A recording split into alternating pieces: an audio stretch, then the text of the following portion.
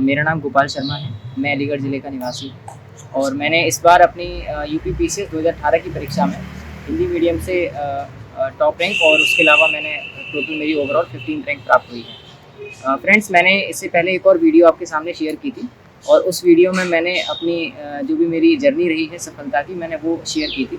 लेकिन उसमें काफ़ी सारे कमेंट्स मुझे ऐसे मिले कि मुझे ऑप्शनल की स्ट्रेटेजी अपनी जो कि मेरा ज्योग्राफी था, मुझे उसकी शेयर करनी चाहिए। तो मैं उसी के लिए आपके सामने आज थोड़ा सा आया हूँ। जैसा कि आपको पता है कि ऑप्शनल पेपर जो हैं वो मेंस के एग्ज़ाम में बहुत इंपॉर्टेंट रोल प्ले करते हैं। हिंदी और ऐसे के पेपर के बाद में अगर हमको एग्ज़ाम में लीड लेनी हो तो ऑप्शनल पेपर हमारे लिए बहुत ज़्यादा मैटर करता है। तो अगर हम ज्योग्राफी के ऑप्शनल पेपर को देखें तो ज्योग्राफी के ऑप्शनल पेपर में 2 पेपर आपके होते हैं, जिसमें फर्स्ट पेपर जो है वो वर्ल्ड ज्योग्राफी और सेकंड पेपर उसमें इंडियन ज्योग्राफी का पोर्शन आता है। तो टोटल हमारे पास 8 क्वेश्चन दिए होते हैं। हमें दोनों सेक्शन ए और बी में से मिला करके 5 क्वेश्चन करने होते हैं।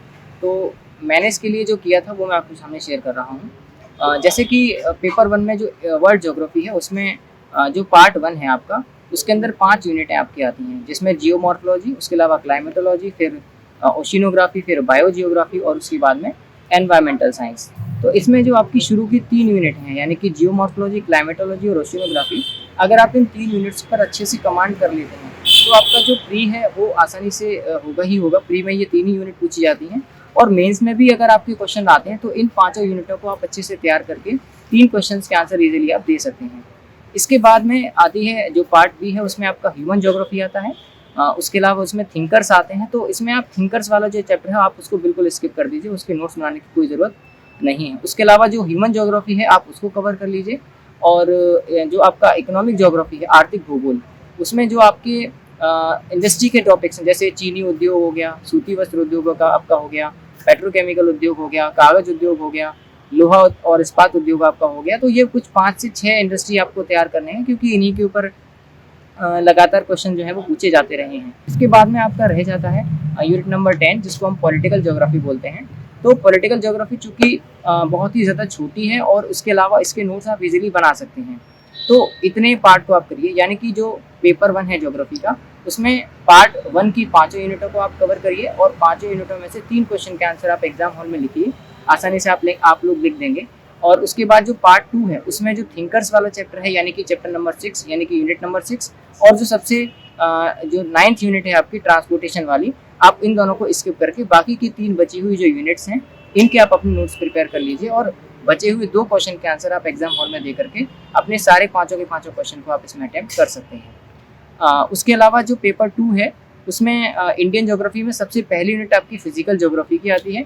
तो उसमें सारी चीज़ें आपकी नदी के प्रवाह तंत्र हो गए, उसके अलावा मृदाएँ हो गई, उसके अलावा भारत के जो उच्चावच हैं, पर्वत निर्माण, पठार और जलोढ़ मैदान, ये सब चीज़ें आपकी आती हैं।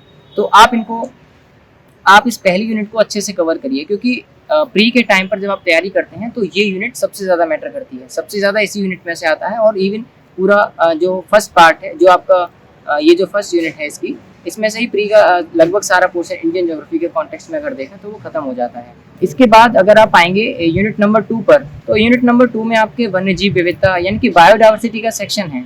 तो अगर आप बायोडाइवर्सिटी के सेक्शन को यहाँ कवर करना चाहते हैं तो आप यहाँ कवर कर लीजिए। अदरवाइज जो जीएस पेपर 3 है वहाँ पर भी आपका एनवायरमेंट का पोर्शन आता है, तो अगर आप चाहें तो आप उसको वहाँ भी कवर कर सकते हैं। अगर आपने यहाँ लिख लिया तो फिर वहाँ आपको लिखने की कोई ज़रूरत नहीं है।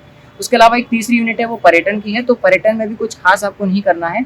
पर्यटन किसको कहते हैं, पर्यटन की मतलब पर्यटन को बढ़ाने के लिए सरकार ने क्या क्या प्रयास किए हैं, सरकार को और क्या क्या करना चाहिए। तो इस तरीके से ये जो सेकंड पार्ट था आप इसमें पर्यटन वाली चैप्टर को कवर कर सकते हैं। उसके बाद में जो चौथी आपकी यूनिट आती है वो आती है पॉपुलेशन की। तो पॉपुलेशन की जो सामान्य विशेषताएं हैं, जैसे पॉपुलेशन डेंसिटी हो गया, पॉपुलेशन का लिटरेसी रेट हो गया, उसके अलावा पॉपुलेशन की जो आपकी ग्रोथ रेट है वो हो गया। तो ये जो सामान्य विशेषताएं हैं, इनकी साक्षरता दर और सेक्स रेशो, इन सभी चीज़ों को आप छोटा छोटा सा समराइज करके लिख लीजिए। इसको कोशिश करिएगा कि आप जितना आप मैप में जितना अच्छे से आप इसको लोकेट करके दिखा सकते हैं वो आपके लिए ज़्यादा थोड़ा सा फायदेमंद है। उसके बाद में आता है पार्ट 2। पार्ट 2 में आपका जो सबसे जो 6th यूनिट है वो आपकी उसमें एग्रीकल्चर आता है। तो कृषि की विशेषताएं हो गई। उसमें प्रमुखतः जो एग्री इकोलॉजिकल जोन है, एग्री क्लाइमेटिक जोन्स हैं, इनमें डिफरेंस के बारे में अक्सर पूछा जाता है, तो आप इसको कवर कर लीजिए।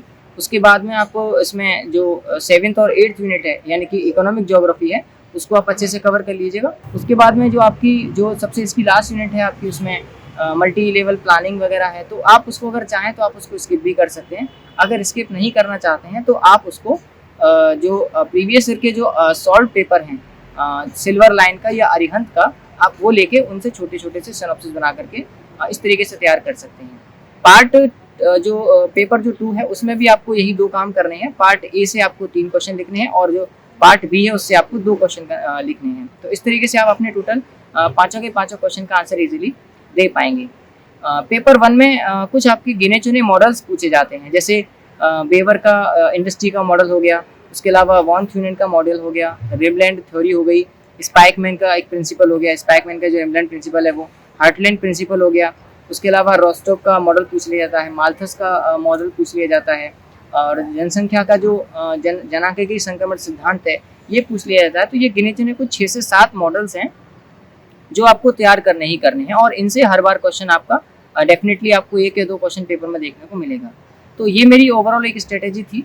अब आते हैं नोट्स फॉर्मेशन पे कि नोट्स के लिए क्या करना चाहिए। तो नोट्स के लिए सबसे पहले आप जो भी जिस पेपर के भी आप नोट्स बना रहे हैं, सबसे पहले आप फ्रंट पेज पर उसका सिलेबस लिख दीजिए, उस यूनिट में क्या क्या टॉपिक्स हैं, और उसके बाद में जब आप नोट्स बनाएं तो ध्यान ये रखें कि जो प्रीवियस ईयर के क्वेश्चन हैं उनके आप सारे के सारे जो क्वेश्चन हैं उनके आंसर ईजिली आप दे पाएँ। कभी कभी आपको कुछ और नोट्स बनाने के लिए आप जो एनसीईआरटी की 11th और 12th की जो ओल्ड और न्यू एनसीईआरटी है, 12th की जो ओल्ड और न्यू एनसीईआरटी है, उसके अलावा डीआर खुल्लर की जो बुक है, आप इसकी हेल्प ले सकते हैं।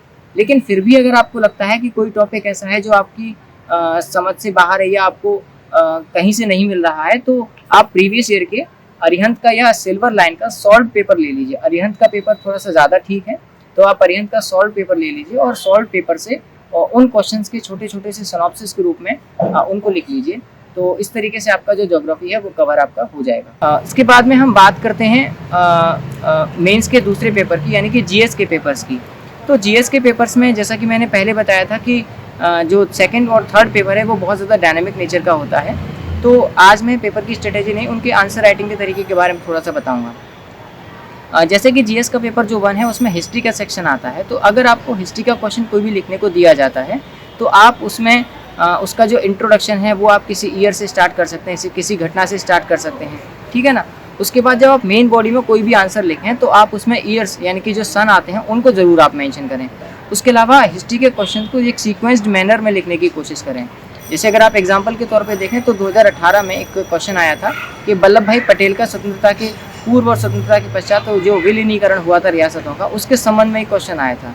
तो आप उसमें स्वतंत्रता से पूर्व जो भी इन्होंने काम किए थे उनको एक सीक्वेंस्ड मैनर में दिखाएं कि 1928 में ये किया था, उसके बाद में 30 के आसपास ये किया था, फिर 35 के आसपास ये किया था, उसके अलावा स्वतंत्रता के पश्चात ये किया था। यानी कि हिस्ट्री के जब भी क्वेश्चन लिखने को आएंगे आप उनको एक सीक्वेंस्ड मैनर में लिखिए। उसके अलावा इसके अलावा जो आपका ज्योग्राफी का पार्ट है, ज्योग्राफी इसमें सबसे बाद में आता है, सबसे लगभग 5 से 6 यूनिटों को ये कवर करता है। तो ज्योग्राफी के पोर्शन को आप जब भी लिखें तो उसमें हमेशा एक मैप या डायग्राम या फ्लो चार्ट बनाने की कोशिश ज़रूर करें।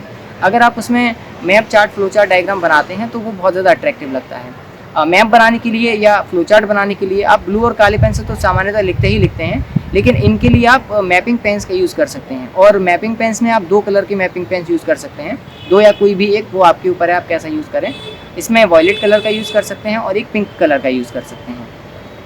जब भी आप नोट्स बनाएं तो नोट्स आप प्री कम मेंस के हिसाब से बनाएं, यानी कि प्री के साथ साथ आप मेंस के जो टॉपिक्स हैं उनको ध्यान में रख के बनाएं, क्योंकि प्री का सिलेबस अगर आप देखेंगे तो बहुत कम इस तरीके से दिया गया है कि आपको कुछ उसमें समझ में नहीं आएगा। लेकिन मेंस का टॉपिक जब आप मेंस का जो सिलेबस है जब आप उसको देखेंगे तो उसमें टॉपिक बिल्कुल एक एक टॉपिक को बहुत अच्छे से डिकोड करके दिया है। तो जब आप नोट्स बनाएं बिल्कुल शुरुआत में, तो जो पहले प्री और मेंस दोनों के लिए जो इंपॉर्टेंट टॉपिक्स हैं आप पहले उनको रखें। एग्जाम्पल के तौर पर जो पेपर 1 है उसमें आर्ट एंड कल्चर हो गया, उसके अलावा जो इंडियन नेशनल मूवमेंट हो गया वो है ना, उसके बाद में इंडिया आफ्टर इंडिपेंडेंस जो है वो प्री के टाइम पर बहुत कम पूछा जाता है। तो अगर आप उसको ना भी बनाएंगे, आप प्री जब आपका एग्जाम हो जाए और जब आपको लगे कि आपको मेंस देना है तो आप तब तैयार उसको कर सकते हैं। सिमिलरली वर्ड हिस्ट्री का जो कॉन्टेक्स्ट है वो कहीं भी नहीं पूछा जाता, वो केवल मेंस में आता है, तो आप उसको बाद में तैयार करें। इंडियन सोसाइटी का जो पार्ट है वो भी आपका बाद में पूछा जाता है, तो आप उसको तैयार करें। और जिनका ज्योग्राफी ऑप्शनल है उनकी पेपर 1 की लास्ट की 4 से 5 यूनिटें हैं वो ऑलरेडी जीएस के पार्ट में कवर हो जाती हैं। उसी तरीके से जो पेपर 2 है उसकी भी जब आप नोट्स बनाएं तो शुरुआत की जो यूनिटें हैं आपकी वो सारी की सारी एम लक्ष्मीकांत की बुक से ही कवर हो जाती हैं, तो आप वो कर लीजिए। उसके बाद में ई गवर्नेंस का जो पार्ट है उसके लिए आप बाहर जा कर के एक छोटा सा पतला सा प्रिंटेड आप नोट्स ले आइए किसी भी कोचिंग का। दृष्टि आईएएस का अगर आप नोट्स ले लेंगे तो वो बहुत छोटा सा है, पतला सा है, तो आप वहाँ से उसको कवर कर लीजिए। उसके बाद में आते हैं पेपर 3 में। तो पेपर 3 में आपका जो शुरुआत के जो सेक्शंस हैं, गरीबी है, बेरोजगारी है, उसके अलावा बजट है। तो गरीबी बेरोजगारी को आप पहले पेपर में भी देखेंगे और थर्ड पेपर में भी देखेंगे। यानी कि जो टॉपिक ऐसे हैं जो दोनों या एक से ज़्यादा पेपर्स में आपके आ रहे हैं, तो आप उनको इस तरीके से कंपाइल कीजिए कि उनमें जो टॉपिक्स हैं वो आपकी इस तरीके से कवर हो जाएँ कि वो हर चीज़ों को मतलब दोनों पेपरों में लिखने के लिए काम में आ जाएँ। आप उसमें डेटा का यूज़ कर सकते हैं, कमेटीज़ का यूज़ कर सकते हैं, या अदर कोई स्पेशल फैक्ट है तो आप उसका यूज़ कर सकते हैं। उसके अलावा एग्रीकल्चर का पोर्शन उसके अंदर आता है, फसलें आती हैं, एग्रीकल्चर मार्केटिंग आता है, तो वो आप जीएस पेपर जो 2 है आपका इंडियन ज्योग्राफी का, उसमें आप वो सारी चीज़ें बहुत अच्छे से पढ़ चुके होते हैं। उसके अलावा उसमें फिर आपका एक इंफ्रास्ट्रक्चर का टॉपिक आता है, वैश्वीकरण और उदारीकरण का टॉपिक आता है। तो उदारीकरण वैश्वीकरण आप पेपर 1 में भी पढ़ेंगे और पेपर 3 में भी पढ़ेंगे, तो आप उसको किसी भी एक पेपर में आप कंक्लूड करने की कोशिश करें। उसके अलावा जो आईआर का टॉपिक है, डिफेंस का टॉपिक है, वो आपका आता है पेपर 3 में, आप उनको भी उसमें लिख लीजिए। यानी कि मेरा कहने का मतलब ये है कि ऐसे टॉपिक्स को आप और सेलेक्ट कीजिए जो दोनों पेपर में कॉमन है, और दोनों पेपरों में कॉमन होने की वजह से उनको इस तरीके से किसी एक पेपर में कंपाइल कीजिए ताकि किसी एक पेपर के ऊपर आपका ज़्यादा बर्डन ना पड़े। अगर आपको लगता है कि जो जीएस पेपर 1 है उसके नोट्स आपके ज़्यादा मोटे हो रहे हैं, नोट्स ऑन एन एवरेज आपके 120-130 पेजों के अंदर आ जाने चाहिए, इतने के अंदर अगर आपके नोट्स आ रहे हैं तो आपके नोट्स ठीक हैं, ज़्यादा एक्स्ट्रा भी आपको नहीं लिखना है और इतना भी नहीं लिखना है कि आपको बहुत ज़्यादा दिक्कत आए। आपको बस इतना लिखना है कि आपके जो मेंस के आंसर्स हैं उनको आप इजीली वहाँ पर लिख पाओ। उसके अलावा जीएस का जो पेपर 4 है, एथिक्स का पेपर, उस एथिक्स के पेपर में भी आपके टॉपिक्स आते हैं। उसमें आपको जनरली टर्मिनोलॉजी का बहुत ध्यान रखना होता है। पेपर में आपका इसके नोट्स बनाने के लिए आप या तो किसी कोचिंग के प्रिंटेड नोट्स ले सकते हैं, लेकिन प्रिंटेड नोट्स की जगह आप कोशिश करें कि खुद की लैंग्वेज में अगर आप अपने नोट्स बनाएंगे तो वो ज़्यादा बेटर रहेगा। इसके लिए आप लेक्सिकॉन की बुक यूज़ कर सकते हैं, और एक अरिहंत की बुक आती है सत्यनिष्ठा नीतिशास्त्र के नाम से, तो आप इसको ले सकते हैं। तो इन दोनों बुक्स के सहयोग से आप अपने जीएस के पेपर 4 के जो नोट्स हैं वो तैयार कर सकते हैं।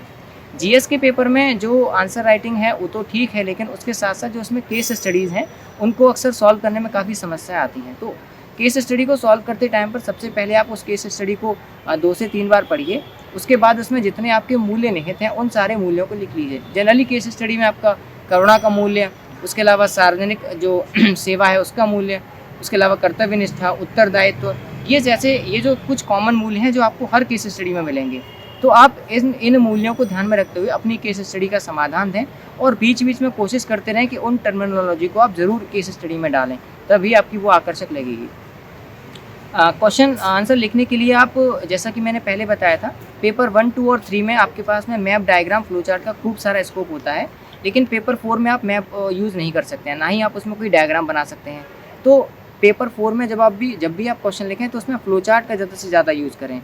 ठीक है, जिस तरीके से जैसे समाधान करने की अगर कोई सिचुएशन आती है तो आप उसको 3 पार्ट में ब्रेक कर लें कि अगर हमारे पास पहले से कोई शक्ति ऐसी दी गई हो तो क्या करना चाहिए, अगर हमें कोई शक्ति नहीं दी गई हो तो हमें क्या करना चाहिए। उसके अलावा अगर हमारे पास इन दोनों के साथ कुछ भी नहीं है तो हम पुराने जो मैटर्स हैं उनको देख करके भी उनका काम कर सकते हैं। तो इस तरीके से आप अपने जो एथिक्स के जो क्वेश्चन हैं उनको आप अच्छे से कवर अप कर सकते हैं। तो ये मेरी जीएस के पेपर्स के लिए आंसर राइटिंग के लिए एक छोटी सी स्ट्रेटेजी थी।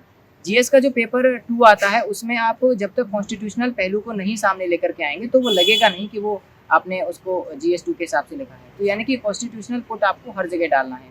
इसके अलावा इसमें कुछ आपके वर्ल्ड जो इंस्टीट्यूट्स हैं उनके बारे में अक्सर पूछा जाता है। तो जो बहुत कॉमन से इंस्टीट्यूट हैं जो अक्सर चर्चा में रहते हैं, जैसे वर्ल्ड बैंक हो गया, उसके अलावा आईसीजे हो गया, इंटरनेशनल कोर्ट ऑफ जस्टिस, ठीक है ना। तो और इसके अलावा आपका आईबीआरडी, मतलब जो भी आपके मेन जो आपके जैसे WTO है, जो भी आपकी मेन संस्थाएं जो अक्सर न्यूज़ में रहती हैं, तो आप उनको अच्छे से कवर करके जाइए। और इसके अलावा जो संस्थाएं बिल्कुल करंट में, प्रेजेंट में जो आपकी न्यूज़ में चल रही होती हैं, आप इनको भी करके जाइए। जीएस पेपर 3 का जब भी आप आंसर लिखें तो उसमें डेटा का यूज जरूर करें, कमेटी का आप जो जिक्र है वो आप उसमें ज़रूर करें। तो इस तरीके से आप अपने आंसर्स को आकर्षक बना सकते हैं। अब बात आती है कि करंट अफेयर्स के लिए हम क्या फॉलो करें। तो करंट अफेयर्स के लिए स्पेशली पीसीएस के लिए मैं आपको बता दूं कि प्री के पार्ट के लिए आपको जो प्रतियोगिता दर्पण है पीडी, उसके शुरुआत के जो 20 से 30 पन्ने होते हैं वही आपको केवल पढ़ने होते हैं। पूरी पीडी पढ़ने की कोई खास ज़रूरत नहीं है आपको। उसमें जो आर्थिक परिदृश्य है, सामाजिक परिदृश्य है, आप उसको अंतर्राष्ट्रीय परिदृश्य है, उसके अलावा खेलकूद का थोड़ा सा हिस्सा आता है। उसके बाद में आप बाद में अगर जाएंगे तो स्मरणीय तथ्य यानी कि रिमेंबरिंग फैक्ट्स करके एक चीज़ें आती हैं। उसके अलावा एक सार संग्रह आता है। अगर आप यही 4-5 चीज़ों को अगर आप कर लेते हैं तो प्री तो आपका ऑलरेडी निकल जाएगा। मेंस के लिए आप क्या कर सकते हैं कि पीडी के ये टॉपिक्स तो पढ़िए ही पढ़िए, साथ में दृष्टि आईएएस की जो मैगजीन आती है वो, या जो क्रॉनिकल की जो मैगजीन है वो आप पढ़िए। तो इनसे आपका क्या होगा, करंट अफेयर्स का जो पार्ट है वो खत्म हो जाएगा। और न्यूज़पेपर के लिए अगर आप हिंदी मीडियम से हैं तो जो दैनिक जागरण आता है नेशनल एडिशन, आप उसको पढ़ सकते हैं। उसके अलावा जो जनसत्ता है उसके एडिटोरियल्स को भी देख सकते हैं। यदि कोई आपको चैनल फॉलो करना हो तो स्टडी आईक्यू चैनल है, आप उसको फॉलो कर सकते हैं। और दृष्टि आईएएस के एक शॉर्ट सिनॉप्सिस करके एक चैनल आता है, इसमें शॉर्ट नोट बना के देता है, वो टू द पॉइंट, दृष्टि आईएएस टू द पॉइंट करके एक प्रोग्राम आता है, तो आप उसको भी देख सकते हैं। वहाँ से आप अपने करंट के नोट्स बना सकते हैं। अगर किसी साइट को फॉलो करना चाहते हैं तो साइट के लिए दृष्टि आईएएस की एक साइट है, आप केवल उसको फॉलो कर लीजिए। उसमें डेली वो ऑडिटोरियल, करंट अफेयर्स, प्रीलिम्स और मेंस दोनों के हिसाब से डालते हैं, तो यहाँ से आपकी करंट की एक अप टू डेट तैयारी आपकी होती रहेगी। उसके बाद आती है कि जब भी ये नोट्स बनाएं तो फिर किस तरीके से। तो नोट्स बनाने के लिए जो जीएस के पेपर हैं इनमें आपको पूरा जब पेज लीजिए तो उसके बीच में आप एक लाइन कर लीजिए। तो इससे क्या होगा कि छोटे से छोटे शब्दों में अगर आप नोट्स बनाएंगे, कम से कम पेजों में जितना आपका नोट्स आएगा वो आपको अंदर से उतना ही ज़्यादा कॉन्फिडेंस देता है। तो आप बीच में आप उसके लिए एक अंडरलाइन कर लीजिए और हर यूनिट के नोट्स बनाने के बाद में 1 से 2 पेज उसके लिए खाली छोड़ दीजिए, ताकि अगर कोई करंट का अपडेट अगर कोई आता है उस टॉपिक से रिलेटेड तो आप उसको वहाँ पर लिख लें। इससे क्या होगा कि आप करंट से अपडेट भी रहेंगे और आपके नोट्स भी साथ ही साथ अपडेटेड होते रहेंगे। मेंस में अगर आंसर राइटिंग जैसे करने को आता है तो चारों पेपर्स की आंसर राइटिंग मैंने आपको भी बताया कि आपको किस तरीके से डालना है उसमें। इसको आप और एक तरीके से समझ लीजिए कि आप जब भी किसी भी क्वेश्चन को लिखें हमेशा उसको 3 पार्ट में लिखें, उसका इंट्रोडक्शन, उसका मेन बॉडी और उसका कंक्लूजन। ध्यान आपको ये रखना है कि आप उसकी मेन बॉडी को बुलेट पॉइंट्स के रूप में लिखें, छोटे छोटे पैराग्राफ के रूप में लिखें। ज़्यादा पैराग्राफ बड़ा लिखने की ज़रूरत नहीं है, क्योंकि वो बिल्कुल क्रिस्प एंड जो बिल्कुल सटीक जो आपकी जानकारी है वो आपको उससे जानना चाहते हैं। इसके बाद तीसरी चीज़ जो आती है निष्कर्ष वाली। तो निष्कर्ष में कभी कभी क्या होता है कि क्वेश्चन की जो फॉर्म है वो निगेटिव में होती है, यानी कि क्वेश्चन आपको निगेटिव लगता है, लेकिन आपको ध्यान ये रखना है कि जब भी आप कंक्लूजन हमेशा लिखें उसका वो पॉजिटिव होना चाहिए, ठीक है ना। अगर आप कोई भी चीज़ कह रही है कि सरकार ने ये काम किया है, ये गलत है, उसकी निंदा करिए या उसकी विवेचना करिए, तो कैलेंडर्स को आप देख लीजिएगा, उसमें जो भी पूछ रहा है, जैसे किसी में विवेचना जैसे करने को आया है, गुण दोष बताने हैं उसमें आपको दोनों को। उसके अलावा अगर व्याख्या करने को आया तो आपको सिंपल लिखना है, वर्णन करने को आया तो आपको सिंपल लिखना है। तो कैलेंडर्स के साथ साथ जब आपका जो कंक्लूजन लिखने को आए वो हमेशा पॉजिटिव होना चाहिए। कंक्लूजन आपको कभी भी नेगेटिव नहीं लिखना है, ठीक है। दूसरे इसके बाद में मैं एक दूसरा टाइप पार्ट आपको बताता हूँ, प्री की तैयारी जब हम करते हैं तो करने के साथ हमारे साथ समस्या ये रहती है कि हम सब चीज़ों को पढ़ लेते हैं और पढ़ने के बाद जब टेस्ट पेपर लगाते हैं तो हमारा जो स्कोर है वो लगातार शुरुआत में तो ठीक रहता है, लेकिन बाद में धीरे धीरे करके या तो बढ़ता है, लेकिन हमारे सामने समस्या ये रहती है कि हमारा स्कोर ठीक से नहीं बढ़ पा रहा है। मतलब जितना एग्जाम क्लियर करने के लिए हमें ज़रूरी है उतना हम नहीं कर पाते हैं। तो उसके लिए आप क्या कर सकते हैं, उसके लिए आप जो भी पेपर आप लगाएं तो उसको पेपर को बाद में फिर एनालिसिस करें। एनालिसिस करने पर आपको पता चलेगा कि किस पार्ट में आप वीक हैं और किस पार्ट में आप बहुत अच्छे से मतलब अपना स्कोर कर पा रहे हैं। तो जो पार्ट आपका वीक है उसके क्वेश्चंस को, या जो क्वेश्चन आपके गलत हो गए हैं उनको आंसर की से तो देखें ही, लेकिन कोशिश आपकी ये रहनी चाहिए कि आप उनको बुक से मिलाएं, क्योंकि जब आप उनको बुक से मिलाएंगे तो उसके पेरीफेरी जो आसपास की है आप उसको भी अच्छे से पढ़ लेंगे। और बुक से जब पेरीफेरी आप पढ़ेंगे तो हो सकता है आसपास के 1-2 क्वेश्चन और आपके सही होने के चांसेस हों। दूसरा आप क्या कर सकते हैं कि क्वेश्चन के 4 अगर आपको ऑप्शन दिए गए हैं तो उसमें सही अगर पूछा है तो कोई एक ऑप्शन सही होगा, या गलत ऑप्शन पूछा है तो आपका केवल एक ऑप्शन गलत होगा। आपको केवल यहीं तक लिमिटेड नहीं रहना है। सही ऑप्शन को सही क्लिक करने के बाद बाकी के बचे हुए 3 ऑप्शन को भी एनालिसिस करिए कि क्या वो क्वेश्चन से रिलेटेड हैं। जैसे एग्जाम्पल के तौर पर अगर कोई बैंकिंग सुधार से संबंधित कमेटी आई और कमेटी में आपको 4 ऑप्शन दे रखे हैं कि नरसिम्हन कमेटी, उसके अलावा 3 कमेटी और दी गई हैं, आपको सही ऑप्शन पता है कि इसका आंसर ये है, लेकिन बाकी की जो 3 कमेटी हैं आप उनके बारे में भी जानिए कि ये 3 कमेटी किससे संबंधित हैं, क्योंकि अगर फ्यूचर में कभी कोई क्वेश्चन उन्हीं कमेटियों से संबंधित आता है तो आप उसको आसानी से सही कर पाएँ। इस तरीके से जब आप अपनी गलतियों पर काम करेंगे और गलतियों को रिपीट नहीं करेंगे तो आपका स्कोर जो है वो ऑटोमेटिकली राइज होगा और आप प्रीलिम्स को क्रैक करने के बिल्कुल नज़दीक पहुँच जाएंगे। इसके बाद में जो तीसरी बारी आती है वो आती है आपकी इंटरव्यू की। प्री के बाद मेंस के बाद में आपका इंटरव्यू। तो इंटरव्यू के लिए आप बिल्कुल जो लोकल जो न्यूज़ हैं आप उनको अच्छे से पढ़ सकते हैं। उसके अलावा जो नेशनल और इंटरनेशनल इंपॉर्टेंस की जो न्यूज़ हैं आप उनको पढ़ सकते हैं, क्योंकि वहाँ पर आपसे किसी भी चीज़ के बारे में व्यू मांगा जा सकता है। फॉर एग्जांपल जैसे आपसे अगर पूछ रहे हैं कि भाई RCEP मैं भारत को क्या शामिल होना चाहिए, आपको क्या लगता है होना चाहिए कि नहीं होना चाहिए? तो आप जब अपने व्यू दें तो उन व्यू में आप थोड़ा-सा इस तरीके का रखें कि वो व्यू एक तरीके से बैलेंस्ड हो, यानी कि उसमें बहुत ज़्यादा मतलब किसी के प्रो ना हो, यानी कि बहुत ज़्यादा किसी के मतलब एक एक के पक्ष में वो ज़्यादा ना जाएँ। तो आपको एक बैलेंस्ड आंसर देने के साथ में ही मतलब बोलने की उनके सामने हैबिट हो जाए, इस तरीके से आपको आंसर देने की आपसे अपेक्षा की जाती है। और चूँकि आप प्रशासक बनने जा रहे हैं, तो प्रशासक से ये अपेक्षा की जाती है कि वे अपने आसपास की घटनाओं को ध्यान में रखते हुए मतलब थोड़ा-सा अपना ओपिनियन दें। तो आपके आसपास जो भी घटनाएँ चल रही हैं लोकल लेवल पर, आप उनको रखेंगे और बिल्कुल इंटरव्यू में आप बिल्कुल रिलैक्स और काम होकर के जाइए। वो आपसे बहुत नॉर्मल क्वेश्चन पूछते हैं, कोई हार्ड क्वेश्चन आपसे नहीं पूछा जाता है, क्योंकि आपका जो ज्ञान है उसका टेस्ट ऑलरेडी मेंस के एग्ज़ाम में हो चुका है। तो आप मेंस के एग्ज़ाम का पूरा सिलेबस और जीएस का जो मतलब पूरा सिलेबस है, उसके अलावा ऑप्शनल को पढ़ने की अगर आप चाहते हैं कि हम ये सारा का सारा पढ़ के जाएँ, तो वहाँ पर उसकी कोई ज़रूरत नहीं है। ये आपको भी नहीं पता और आपसे जो पहले दे चुके हैं इंटरव्यू, उनको भी नहीं पता था कि उनसे क्या पूछा गया था और आपसे क्या पूछा जाने वाला है।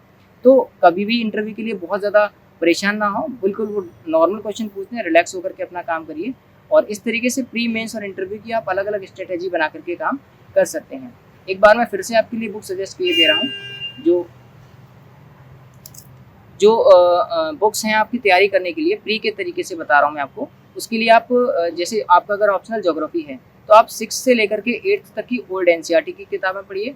उसके अलावा 11th की दोनों ओल्ड एनसीईआरटी और दोनों न्यू एनसीईआरटी, 12th की दोनों ओल्ड एनसीईआरटी, दोनों न्यू एनसीईआरटी। उसके अलावा आप परीक्षा वाली की बुक ले सकते हैं। घटना चक्र की जो किताबें आती हैं, आप उनको ले लीजिए और उनसे अपने शॉर्ट नोट्स बना लीजिए। मेंस के लिए जैसे मैंने आपको बताया कि जो आपके नोट्स हैं वो प्री और मेंस दोनों के हिसाब से बने होने चाहिए, यानी कि जो पार्ट आपके मेंस में आने वाले हैं वो आप प्री के एग्ज़ाम के बाद बनाइए और जो पार्ट आपके प्री और मेंस दोनों में आते हैं आप उनको प्री के टाइम पर ही बना लीजिए, ठीक है ना? और उसके अलावा उसमें अगर करंट का अपडेट आपको करना रहता है तो हर यूनिट के नोट्स बनाने के बाद में 1 से 2 पेजों को आप खाली छोड़ सकते हैं। आंसर राइटिंग के लिए शुरुआत में आप देख कर के लिखिए, शुरुआत में चाहे 5 क्वेश्चन लिखिए लेकिन देख कर के लिखिए। उसके बाद में धीरे-धीरे कोशिश करिए कि आप क्वेश्चन को बिना देखे और एक एनालिटिकल वे में अपने आप लिखने की कोशिश करें। इसके लिए आप एक्स्ट्रा ये कर सकते हैं कि जब भी आप न्यूज़पेपर में कोई भी एडिटोरियल पढ़ें, तो उस एडिटोरियल के आधार पर जो मेंस में जैसे क्वेश्चन पूछे जाते हैं, उनके बेसिस पर अपने आप अपना एक क्वेश्चन बनाएँ और उसको लिखने की कोशिश करें। आप क्वेश्चन लिखने के बाद में अपने किसी भी एक ऐसे जानकार व्यक्ति को जो इसकी तैयारी कर रहा है या जिसने एग्ज़ाम क्रैक कर लिया है, आप उनको दिखा सकते हैं, ठीक है? उसके अलावा अगर आपको लगता है कि जो भी चीज़ें आपकी एथिक्स की जैसे एथिक्स का पेपर है उसके लिए अक्सर आपको मटेरियल का समस्या रहता है, तो बिल्कुल कोचिंग के किसी प्रिंटेड नोट्स पर रिलाई करने की जगह सारे के सारे जो पेपर्स हैं उनके नोट्स अपने हाथ से बनाएं। किसी दूसरे के नोट्स पढ़ने से भी आपको थोड़ा सा खतरा हो सकता है, क्योंकि किसकी मेंटलिटी कितनी है, कौन किस तरीके से कितना जानता है, वो उसके नोट्स के ऊपर डिपेंड करता है। अगर किसी को काफ़ी सारी चीज़ें पता है तो वो नोट्स को बहुत छोटे रूप में बनाएगा, लेकिन अगर किसी को बिल्कुल नहीं पता तो उसके नोट्स काफ़ी बड़े होंगे। तो आप नोट्स अपने हिसाब से बनाएं, किसी दूसरे के नोट्स पर बिल्कुल ये नहीं कह रहा हूँ कि मैं आप बिल्कुल ना लें, लेकिन एक अंधानुकरण उनका करने से बचें, ठीक है? उसके अलावा जो ऑप्शनल के पेपर हैं, ऑप्शनल के पेपर को और जीएस और हिंदी और एससी का पेपर है, इनको अच्छे से कर लीजिए। आंसर राइटिंग करते टाइम पर आप एक चीज़ और ध्यान रखिएगा, चूँकि जो जीएस के पेपर हैं उनमें आपको वर्ड लिमिट का फॉलो करना पड़ता है, चूँकि हिंदी के पेपर में और ऑप्शनल के पेपर में पीसीएस के एग्ज़ाम में कोई भी वर्ड लिमिट नहीं है। यहाँ आपको चीज़ों को इस तरीके से लिखना है कि एग्जामिनर को पता चले। जैसे ज्योग्राफी के पेपर को स्पेशली देखें तो 15 नंबर और 10 नंबर के क्वेश्चंस वहाँ पर आपको आते हैं। तो 15 नंबर और 10 नंबर के क्वेश्चंस को आप इस तरीके से लिखें कि एग्जामिनर अच्छे से डिफरेंशिएट कर पाए कि ये 15 का है और ये 10 का है। आप उसको करने के लिए 4 से 4.5 पेज का आप 4 से 4 पेज का लगभग आप एक 15 नंबर वाला क्वेश्चन लिख सकते हैं और उसके अलावा 3 से 3.25 या 3.5 पेज का आप 10 नंबर वाला क्वेश्चन लिखते हैं। तो उससे वो डिफरेंशिएट ईजिली कर सकते हैं कि ये 15 का है और ये 10 का है। जो आप मैप चार्ट, फ्लो चार्ट या डायग्राम जो भी आप बनाने वाले हैं उसको बिल्कुल बीचों बीच में बनाने की कोशिश करें, किनारे पर आप उसको मत ना लिखें या बिल्कुल पेज की शुरुआत में या बिल्कुल पेज के लास्ट में आप उसको ना बनाएं। पेज के बीचों बीच में अगर आप उसको रहने देंगे तो थोड़ा सा ज़्यादा अच्छा होगा। लेकिन जो जीएस के पेपर्स हैं उनमें आपको चूँकि प्रिंटेड कॉपी मिलती है, सारे के सारे क्वेश्चन प्रिंटेड होते हैं और स्पेस भी लिमिटेड होता है और आपको वर्ड लिमिट का ध्यान रख करके सारे क्वेश्चन करने भी होते हैं। तो सारे क्वेश्चनों को करने के लिए आप अपने टाइम को डिसाइड कर लीजिए। जैसे जो 125 शब्द का क्वेश्चन लिखने के लिए आ रहा है, आप उसमें 7 से 7.25 मिनट का टाइम दे सकते हैं और जो 200 शब्द का क्वेश्चन लिखने के आ रहा है उसमें आप 10 से 11 मिनट का टाइम अपना दे सकते हैं। तो इस तरीके से आप लगभग 170 से 175 मिनट के अंदर आप अपना पूरा पेपर ख़त्म कर सकते हैं। कोशिश आपको ये करनी चाहिए कि पेपर में कोई भी क्वेश्चन छूटे ना, क्योंकि अगर आपको कोई भी क्वेश्चन छूटता है तो आप अगर आपका 4 नंबर का या 10 नंबर का या 8 नंबर का भी एक क्वेश्चन छूट गया तो आप बाकी जो स्टूडेंट्स हैं उनसे काफ़ी हद तक पीछे रह जाएंगे। तो आपको कोई भी क्वेश्चन छोड़ना नहीं है। अगर आपके पास टाइम कम है, आप उसमें फ्लो चार्ट या डायग्राम से ही बस उसको केवल दिखा करके आ जाइए। सारा लिखने की ज़रूरत नहीं है, क्योंकि वो आपसे बस एक ही अपेक्षा करते हैं कि आप इस चीज़ के बारे में जानते हैं। तो इस तरीके से आप अपनी तैयारी में इन तरीकों को अपना करके अपना जो मेंस है उसको क्वालिफाई कर सकते हैं, और फिर आप इंटरव्यू के लिए जा करके अपने कैरियर की दिशा निर्धारित कर सकते हैं। तो ये मेरी ओवरऑल एक एग्ज़ाम की स्ट्रेटेजी थी जो मैंने आपको शेयर की। इससे पहले भी मेरी एक वीडियो इसी पर आपकी जो डीकेटी चैनल है इस पर पड़ी हुई है, और लेकिन चूँकि काफ़ी सारी रिक्वेस्ट आ रही थी कि किस तरीके से ऑप्शनल की तैयारी और जीएस के पेपर में हेल्प करें और कोई भी बुक बताएं, तो मैंने इसके लिए आज अपना ये थोड़ा सा डीकेटी को दोबारा से बताया, तो उन्होंने मेरा ये इंटरव्यू लिया, और उसके लिए मैं डीकेटी को बहुत बहुत धन्यवाद देना चाहता हूँ। और मैं आशा करता हूँ कि इस जानकारी से मैं आपको काफ़ी सारी चीज़ों से हो सकता है आपके लिए काफ़ी सारी चीज़ें आसान हो जाएं, और आप बिल्कुल एग्ज़ाम में सेलेक्ट होकर के अपना जो राष्ट्र निर्माण है या जो देश के मतलब उसमें अपना योगदान दे पाएंगे।